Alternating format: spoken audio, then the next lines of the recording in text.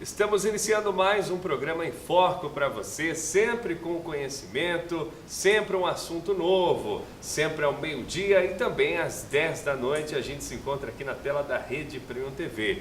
Hoje nós vamos falar sobre empreendedorismo, mas de uma maneira diferente, de uma maneira educacional. Eu estou dizendo isso porque ao meu lado já está ela, Mônica Arjona, que vai falar sobre assessoria e direcionamento de microempresários. Ela é administradora de empresas, também contadora e tem auxiliado durante anos muitos microempresários a chegarem no ponto exato em que eles almejam. Não é isso, Mônica? Exato. Seja bem-vinda ao programa, viu? Obrigada. Fala um pouquinho pra gente, eu dei um resumo seu, mas nada melhor do que você mesmo para falar um pouco do trabalho que você vem realizando, um pouco das suas formações acadêmicas, fica à vontade. Nossa empresa diagnosticou no mercado uma necessidade premente e uma carência extrema de assessoria e consultoria em educação, disciplina empreendedora. O empresário, ele não tem uma formação acadêmica para ser empresário e essa atividade ela exige conhecimentos multidisciplinares, né? O empresário ele tem que conhecer de marketing, ele tem que conhecer contabilidade, vendas e da própria parte operacional do negócio dele. Então ele necessita de muitos conhecimentos aos quais ele não tem acesso. Né? Então as empresas no Brasil elas costumam nascer e seguirem intuitivamente. Eles não têm uma assessoria que lhes permitam organizar a empresa, né? Ter um nível de organização que garanta um alto índice de competitividade. Muito bem. Né? Quer dizer, por mais que existam órgãos educacionais como o Sebrae, né, para dar essa força para o empresário, na prática mesmo ali é diferente, né? É aí que entra a profissionalização do microempresário, o trabalho que você desenvolve, né? Exatamente. O Sebrae ele não consegue alcançar a quantidade de empresários que necessita. E eles trabalham com um vocabulário também bem técnico, que afasta o empresário desse conhecimento. Então, nós procuramos trabalhar com vocabulário que o empresário conheça, afastar os termos técnicos, né? Para que consigamos alcançar esses empresários que necessitam desse conhecimento, dessa consultoria, mas não têm acesso por falta realmente da assessoria. Muito né? bem. Explica para a gente como que é a relação do empresário. A gente estava até conversando aqui antes dessa questão romântica, não é? Do negócio. Como que é ele quebrar um pouco dessa ilusão e realmente entender como que são os processos, né? O empresariado brasileiro, né, o pequeno, o médio empresário, eles têm uma visão extremamente romantizada do empreendedorismo, né? Eles costumam ver apenas o lado bom, não o lado do trabalho. Então, eles se imaginam ganhando muito dinheiro e trabalhando muito pouco. É essa visão que o brasileiro tem de ser empresário. E é o inverso, né? O empresário é o que mais trabalha, o que menos ganha durante mais tempo.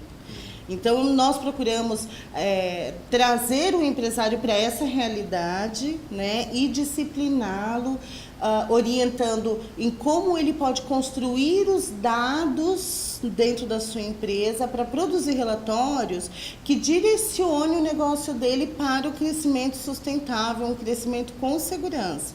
Né? Porque já temos várias variáveis no mercado que pode prejudicar o negócio dele, mesmo ele estando organizado. Então, você imagina se ele não estiver. Né? A crise de 2009 provou isso.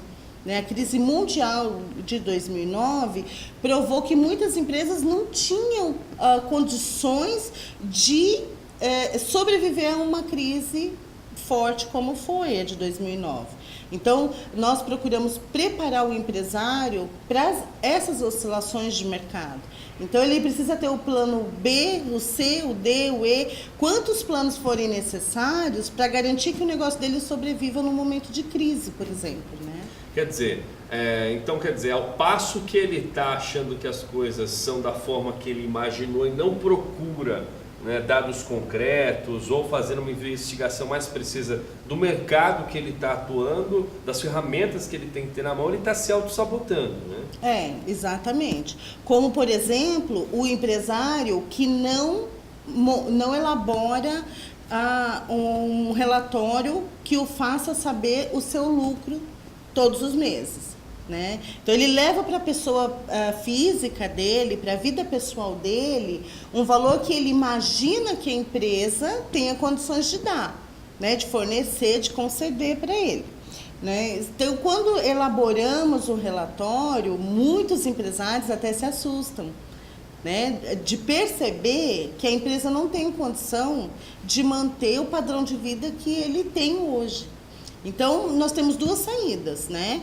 Primeiro, é esse empresário se adequar ao padrão de vida que a empresa pode dar, para não se auto-sabotar, né? Porque você fazer a sua empresa manter um padrão de vida que ela não tem condição de lhe fornecer, é se auto-sabotar, né?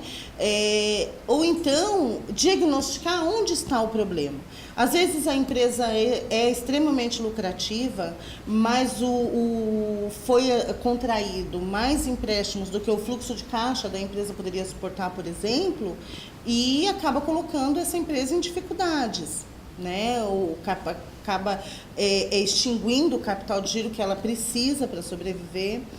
Então, precisamos de construir os relatórios para entender onde está o problema dessa empresa, né? E fazê-la sair desse problema, propor um plano de recuperação, né, desse fluxo de caixa, um programa, ou então um aumento do faturamento, investir em marketing. Então, quando a gente faz o diagnóstico dessa empresa, a gente entende e direciona o empresário, né,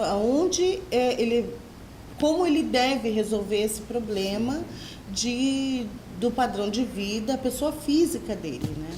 Como que é na prática os processos e os métodos de trabalho? Quando o empresário senta com você e expõe aquilo que está dificultando a vida dele, aquilo que ele está batendo a cabeça e não está se encontrando, esses processos, esses métodos, você consegue identificar com facilidade? Muda muito de estabelecimento para estabelecimento, de segmento para segmento? Como que é no dia a dia?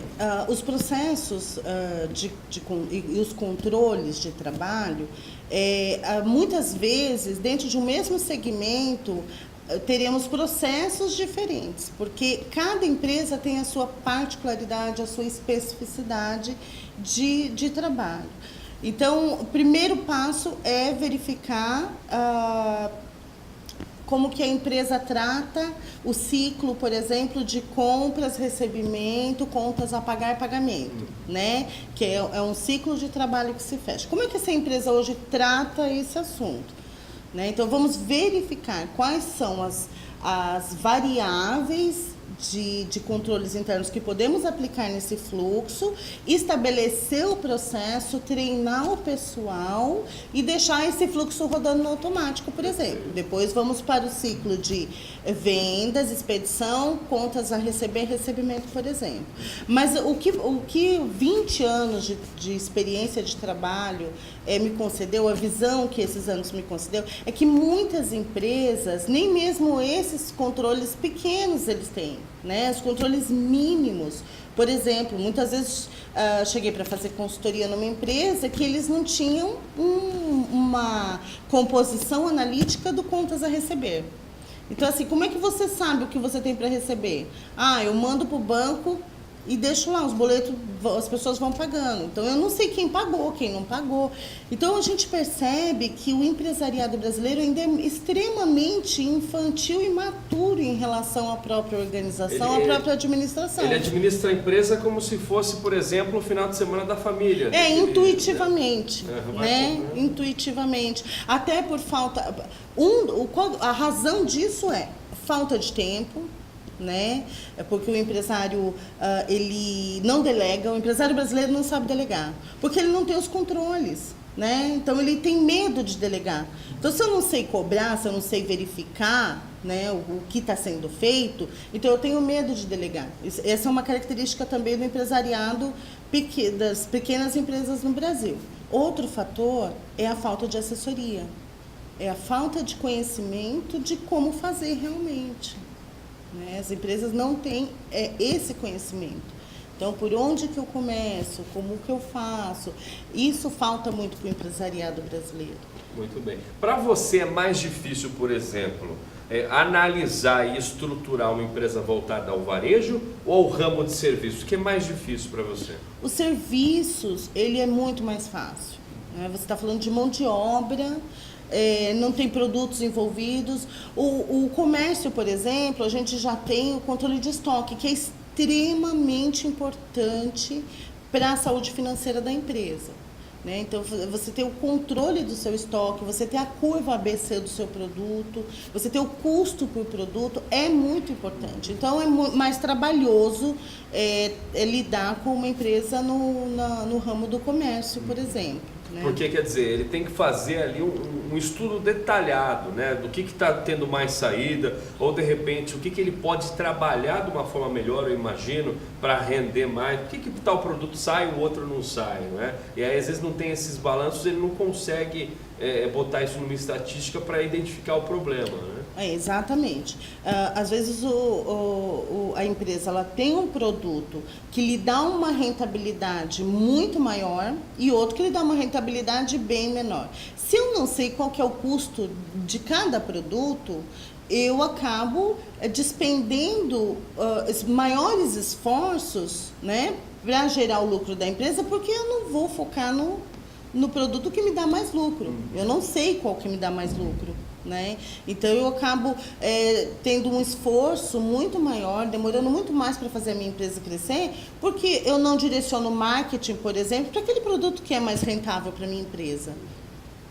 Muito bem, estamos conversando com Mônica Arjona, ela que ajuda muitos microempresários a chegarem aonde querem, com orientações de negócio, seja para a área de varejo, seja para a área de serviço. Ela está sempre atenta e fazendo análise para ajudar as pessoas a tornarem seus negócios cada dia mais lucrativos e rentáveis. A gente vai para um rápido intervalo, mas na sequência já voltamos com dicas para você, hein? Você empresário, continue conosco e até já!